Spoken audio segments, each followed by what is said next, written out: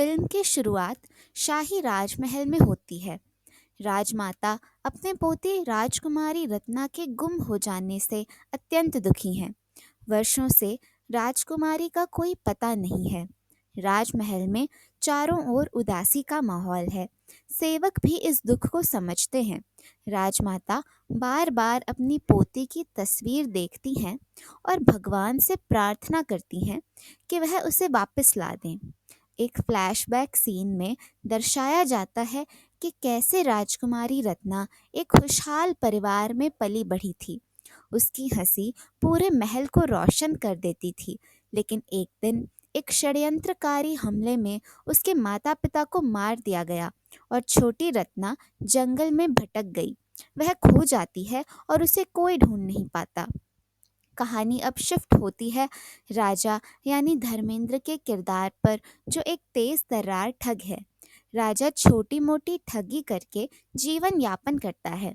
उसकी एंट्री एक हल्के फुल्के कॉमेडी सीन से होती है, जहां वह एक अमीर व्यापारी को नकली हीरे बेचने में सफल होता है।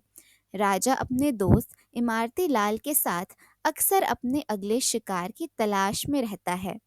राजा की मुलाकात शन्नो यानी हेमा मालिनी के किरदार से होती है।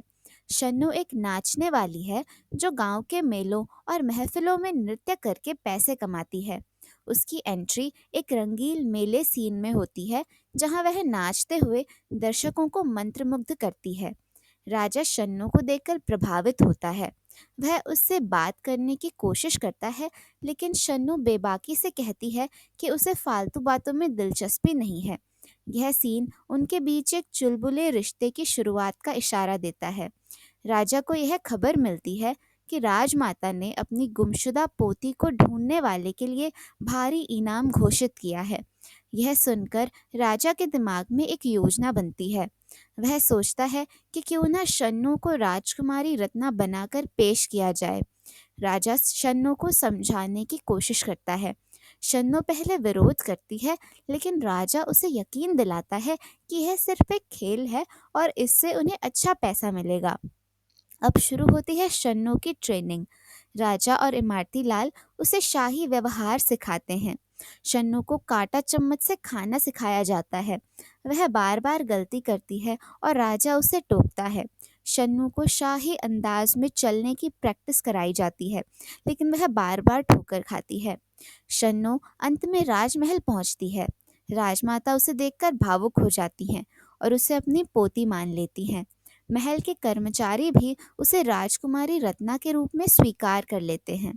महल में दीवान गजेंद्र सिंह को शन्नु पर शक होने लगता है। वह राजमाता की संपत्ति पर नजर गड़ाए हुए है। वह शन्नु की असलियत उजागर करने के लिए चालें चलता है।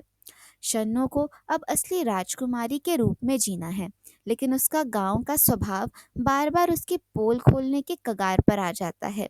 एक दृश्य में शन्नु से राजमाता उसे पुराने पारिवारिक रीति रिवाज निभाने को कहती है।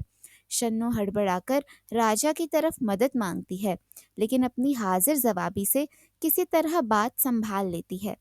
वहीं दीवान गजेंद्र सिंह अपनी चालें तेज कर रहा है। वह कहता है कि राजकुमारी के तौर तरीकों में कमी दिखती है। शायद ये हमारी रत्ना नहीं है।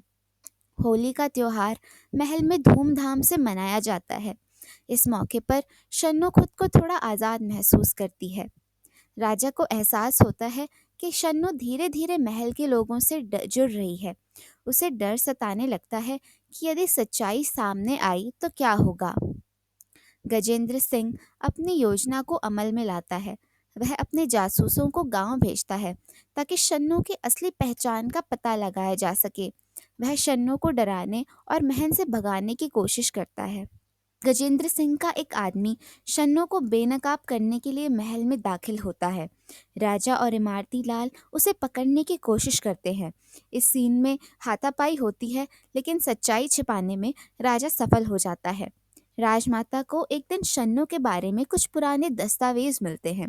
इन दस्तावेजों से पता चलता है कि शन्नु ही असली राजकुमारी रत्ना है।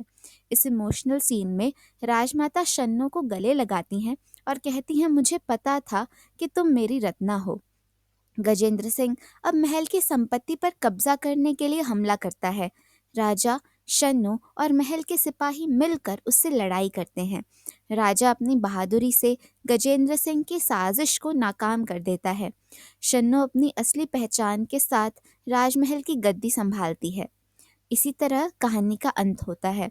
वीडियो देखने के लिए thank you. Please video like करें और चैनल सब्सक्राइब करें।